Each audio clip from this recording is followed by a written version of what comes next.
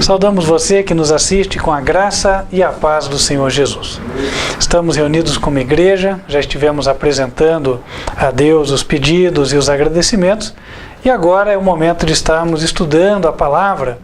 E eu convido você para que se una a nós, fazendo a tua oração particular, pedindo a Ele que dê sabedoria para que você possa entender a palavra inspirada.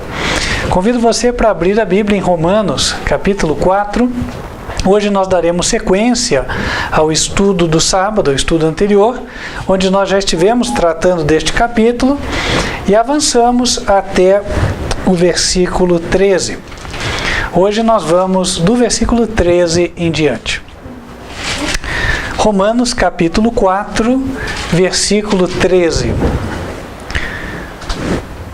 Aqui a Bíblia diz que a promessa de que Abraão havia de ser herdeiro do mundo não foi feita pela lei a Abraão ou a sua posteridade, mas pela justiça da fé. A razão é porque, verso 14, se os que são da lei são herdeiros, logo a fé é vã e a promessa é aniquilada. Porque a lei opera a ira, porque onde não há lei também não há transgressão. Portanto, a promessa é pela fé, verso 16, para que seja segundo a graça, o favor imerecido de Deus, a fim de que a promessa seja firme a toda a posteridade, não somente a que é da lei, mas também a que é da fé de Abraão, o qual é pai de todos nós. Como está escrito, por pai de muitas nações te constituí, perante aquele no qual creu, a saber, Deus, o qual vivifica os mortos e chama as coisas que não são como se já fossem. Ele, Abraão, o qual, verso 18, em esperança, creu contra a esperança, que seria feito pai de muitas nações, conforme o que lhe fora dito, assim será a tua descendência. E não enfraqueceu na fé, nem atentou para o seu próprio corpo já amortecido, pois era já de quase 100 anos, nem tampouco para o amortecimento do ventre de Sara. E não duvidou da promessa de Deus por incredulidade, mas foi fortificado na fé, dando glória a Deus, e estando certíssimo de que o que ele tinha prometido também era poderoso para o fazer. Pelo que isso lhe foi também creditado ou imputado como justiça.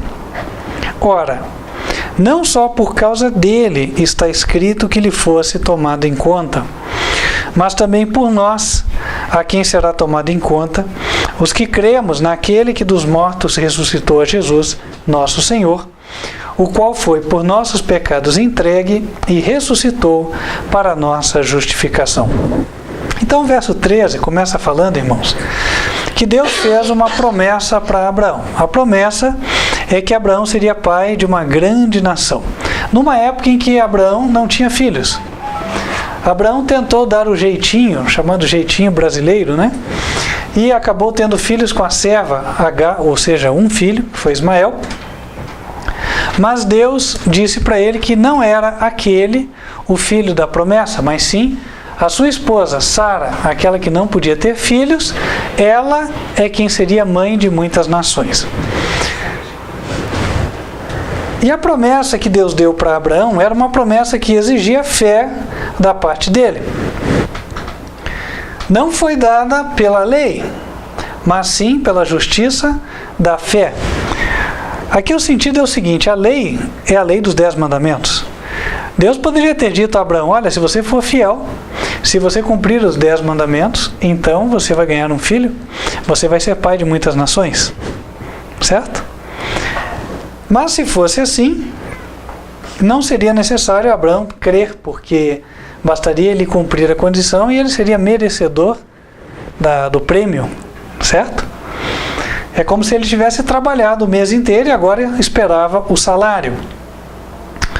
Por isso que no verso 14 Paulo disse: olha, se os que são da lei são herdeiros, logo a fé é vã e a promessa está aniquilada. Então A questão não é só uma promessa que há de ser cumprida, é um salário a ser pago. No tocante ao perdão dos pecados, nós não temos como pagar as nossas dívidas. Nem tudo que nós fizéssemos seria suficiente para pagar pelos nossos erros. Aquilo que pôde pagar pelos pecados foi o sangue do Filho de Deus, o sangue de Jesus Cristo. Versículo 15. A lei, ou os 10 mandamentos, eles operam então a ira. A ira tem o sentido de o desagrado de Deus, a retribuição pelo pecado, a consequência final da desobediência. A ira é ilustrada no livro de Apocalipse. No capítulo 15, versículo 1, nós vemos ali a menção da ira de Deus.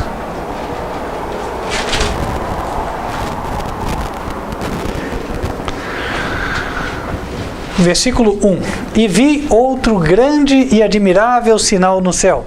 7 anjos que tinham as 7 últimas pragas, porque nelas é consumada a ira de Deus. Então Deus vai derramar 7 juízos terríveis sobre os ímpios, isto é, a sua ira sendo consumada.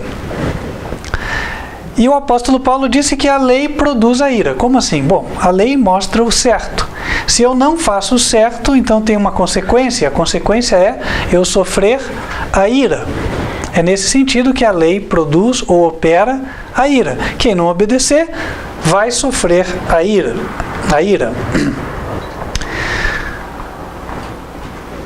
Por outro lado, quem obedecer, então, não vai sofrer a ira. Só que como nenhum de nós obedeceu 100%, só há uma forma de escaparmos da ira.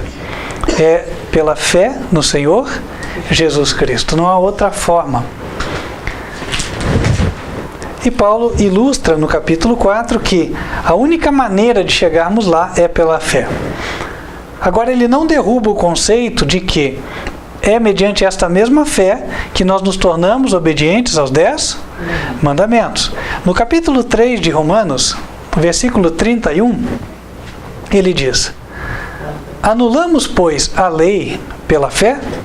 De maneira nenhuma. Antes estabelecemos a lei. O estabelecer não tem a ideia de fazer ela valer a partir dali. A lei já valia desde antes. Ele está falando que quando um ser humano tem fé, a lei é estabelecida. Não dá para entender que o estabelecer a lei seria o equivalente a nós promulgarmos a Constituição brasileira, coisa que aconteceu em 1988, certo? Pelo menos a última versão dela, né? A última atualização da nossa Constituição. O confirmar a lei ou estabelecer a lei, ele é algo que está relacionado à experiência de quem acredita. Por isso que ele está dizendo, olha, pela fé nós estabelecemos a lei.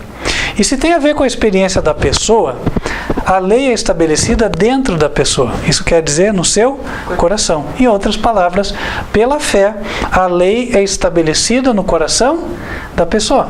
O Espírito Santo de Deus converte aquele coração e ele que era rebelde e desobediente agora passa a ser obediente. Então, a verdadeira fé opera isso. Esta é a fé mencionada também no capítulo 4. Mas o que ele quer esclarecer no capítulo 4 não é a natureza da fé, coisa que acabamos de falar. Ele quer esclarecer o fato de que eu estar obedecendo a lei não me compra o perdão. Por mais que eu esteja andando em obediência há muito tempo, eu não posso presumir de que Deus tem que fazer por mim nada. Na verdade, Deus não está em dívida. Sempre é o homem que estaria em dívida se ele não tivesse a fé. Por meio da fé, a dívida do homem é paga. E o sangue de Jesus cobre o registro da dívida, que são os pecados. Até aqui está claro? Estão conseguindo entender? Então, irmãos, voltando ao capítulo 4, versículo 15 diz: a lei opera a ira. A lei de Deus mostra que eu estou condenado se eu não obedecer. Por quê? Onde não há lei, também não há transgressão.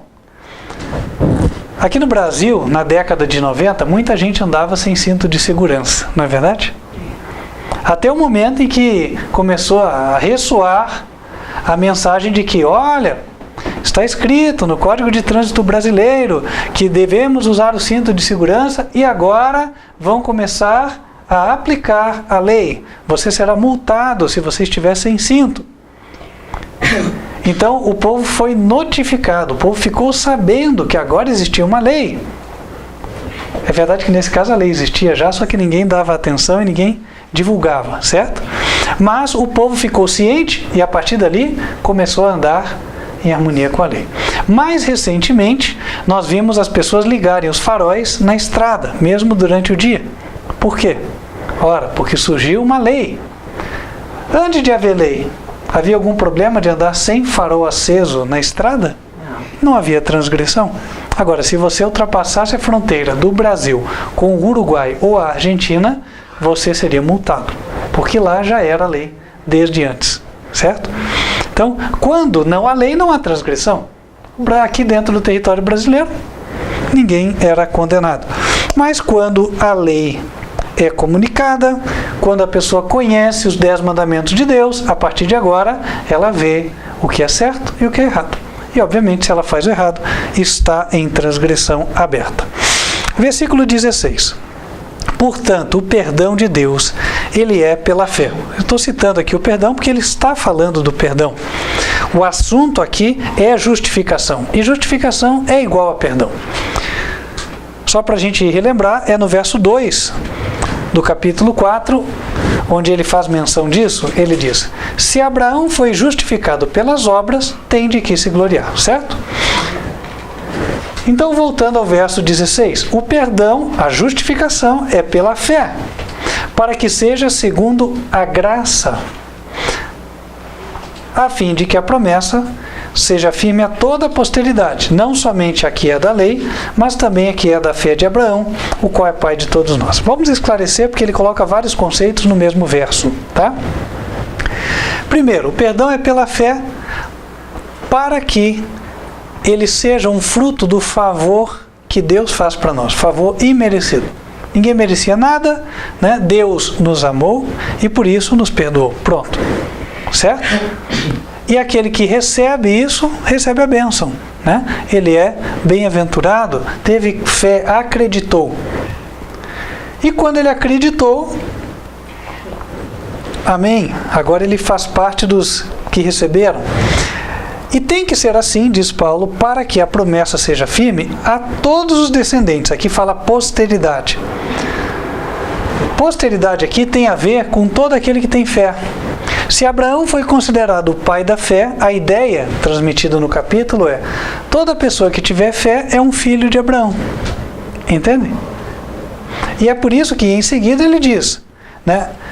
A promessa é firme, tanto para quem é da lei, quanto para quem é da fé de Abraão. Quem que era considerado como da lei na época? Os judeus, porque eles conheciam os 10 mandamentos. Hoje em dia, os da lei não são apenas os judeus, mas também todos aqueles pertencentes a igrejas que pregam os 10 mandamentos. Tem várias denominações que pregam os 10 mandamentos. Estes serão salvos como? Pela fé. Aí está um grande erro que a gente vê sendo apregoado no mundo evangélico cristão, né? A ideia de que um grupo se salva pela lei e outro pela graça. A Bíblia, ela resume, diz: o justo viverá pela fé. Romanos 1:17. Tanto aquele que conhece a lei como aquele que não conhece, ambos precisam ter fé. Por isso ele diz no verso 16, é pela fé. Para todos os que se dizem filhos de Abraão, tanto judeus quanto não judeus, tanto hoje sabatistas quanto não sabatistas e assim por diante. Agora, qual fé deve existir? A fé que Abraão teve. A fé que Abraão teve não era aquela que hoje se ouve falar, né? Não, eu tenho fé em Jesus, daí faz tudo que agrada a carne, nada que agrada a Deus, né? aí qualquer música pode, mesmo que seja padrão do mundo, vestuário também, o que importa é só o coração. O resto, se eu gosto de fazer tudo que não agrada a Deus, nada disso importa. O que importa é que Deus conhece o meu coração. Olha, irmãos, eu podia emendar e dizer, de fato, Deus conhece o teu coração. E se for assim o caso, Ele vê que há rebeldia ali dentro, né? Em Gênesis, capítulo 26, no versículo 5, Deus dá um testemunho de Abraão. Ele diz o seguinte: Abraão obedeceu a minha voz, guardou o meu mandado, os meus preceitos, os meus estatutos e as minhas leis. Todo aquele que for da fé de Abraão vai seguir as pegadas de Abraão. Faz sentido, não? E as pegadas da fé levaram ele a obedecer os preceitos, os estatutos e as leis de Deus.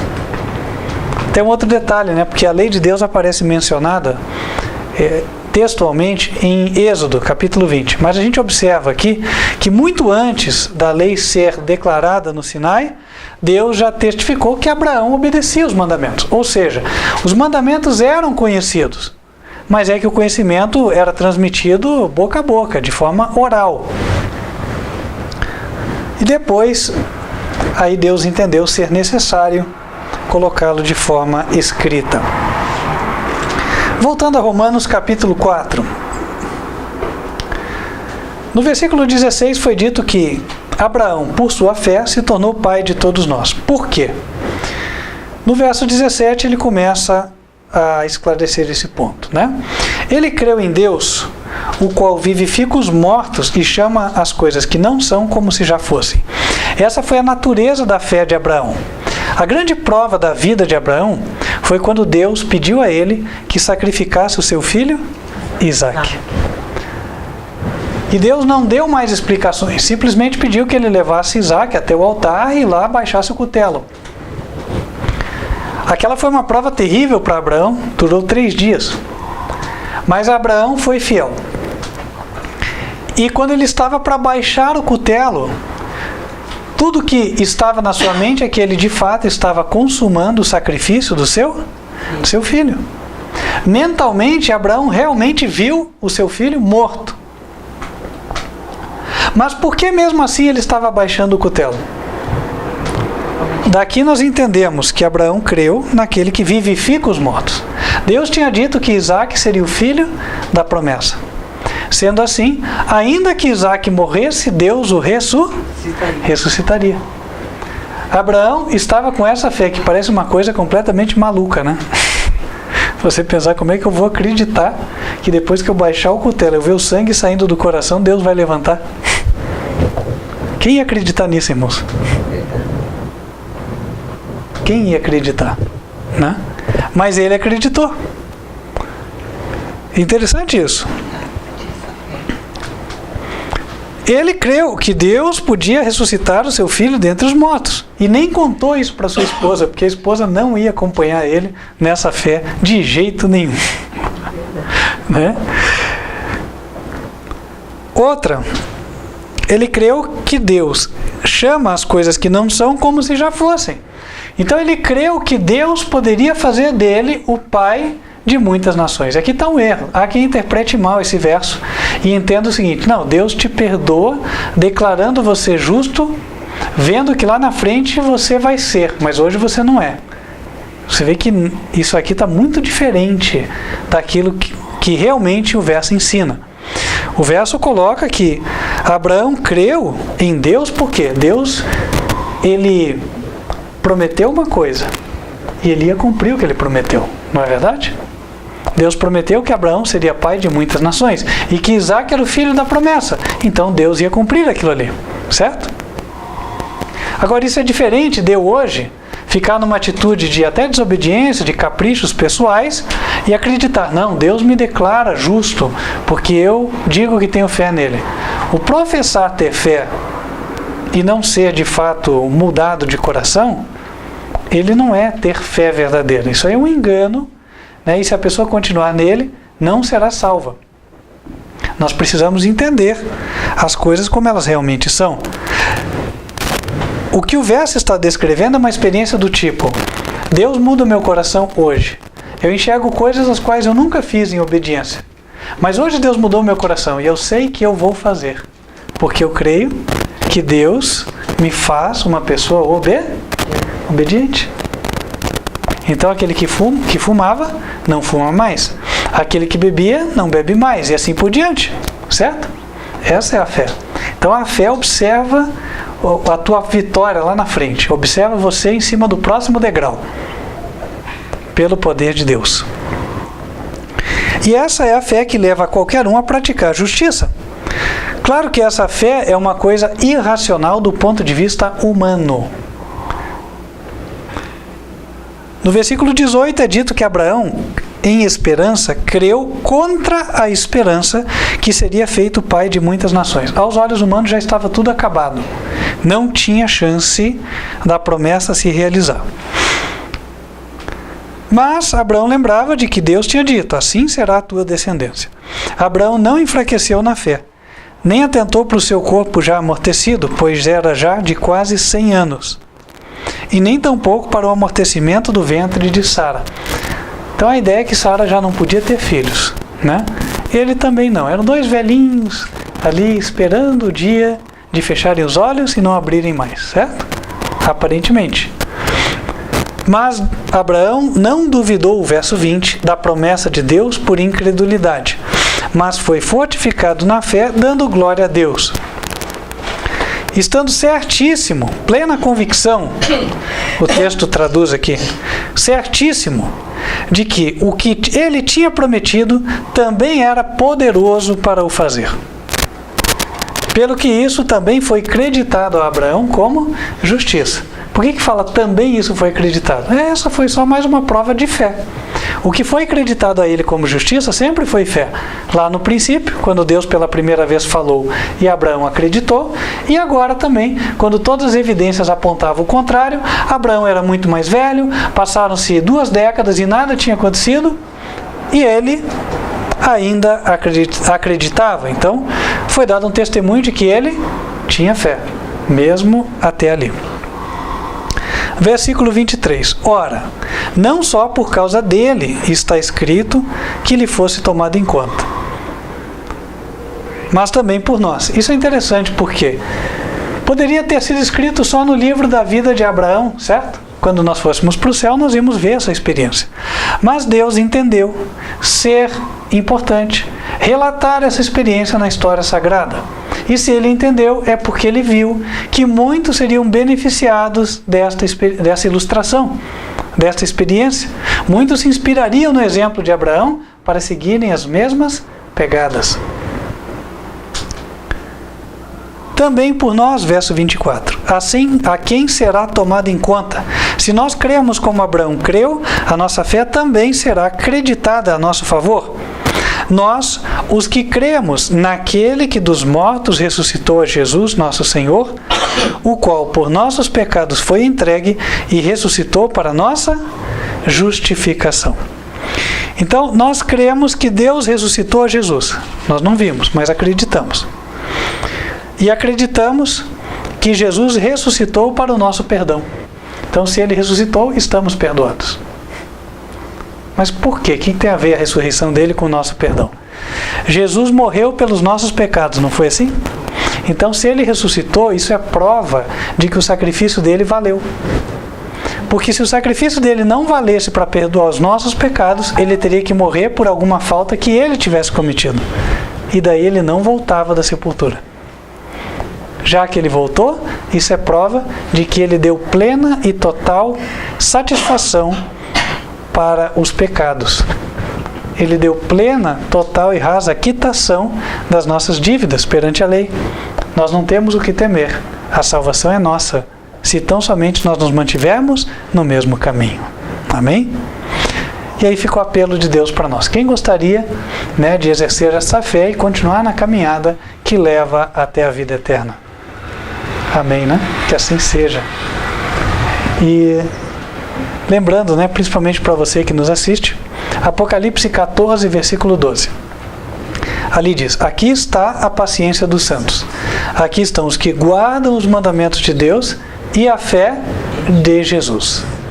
Essa fé de Jesus é a fé da mesma natureza de Abraão, que por sua vez seguiu as pegadas do Senhor Jesus também. Seguiu pela fé, como também nós devemos seguir. A verdadeira fé levará o crente à obediência perfeita aos 10 mandamentos da lei de Deus. Que esta seja a tua experiência, é o nosso sincero desejo e oração nesta ocasião.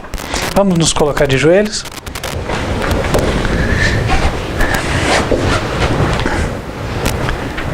Senhor nosso Deus, nós te agradecemos a mensagem de hoje, te agradecemos o esclarecimento e pedimos que o Senhor possa derramar sobre cada um de nós o teu Espírito, para que todos nós exerçamos a fé de Abraão e que esta fé seja acreditada a cada um de nós como justiça para o perdão dos nossos pecados e para a vida eterna. Pedimos a Deus que abençoe a igreja e também estenda estas bênçãos a todos aqueles que nos assistem no vídeo. Que todos recebam a mensagem em tempo de fazer a sua decisão e possam fazer a escolha certa. Pedimos estas bênçãos em nome de Cristo Jesus. Amém. Amém.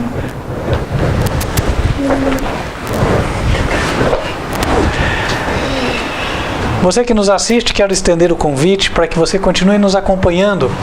Nossas transmissões são feitas terças-feiras às 8 da noite e sábados em 2 horários, 15 para as 10 da manhã.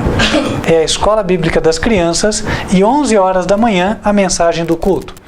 Você nos assiste pelo canal youtube.com/TV Advertência Final. Ou também pelo site, lá você tem várias informações e material mais aprofundado de estudo para comprar. O site é advertenciafinal.com.br. Feche os teus olhos, vamos invocar as bênçãos de Deus sobre a tua vida antes de encerrarmos esta transmissão. Que o Senhor te abençoe e te guarde. Que o Senhor faça resplandecer o seu rosto sobre ti e de ti tenha misericórdia. Que o Senhor levante sobre ti o seu rosto e te dê a paz. Amém. Amém. Te despedimos com a paz do Senhor Jesus e esperamos estarmos juntos na próxima oportunidade. Até lá.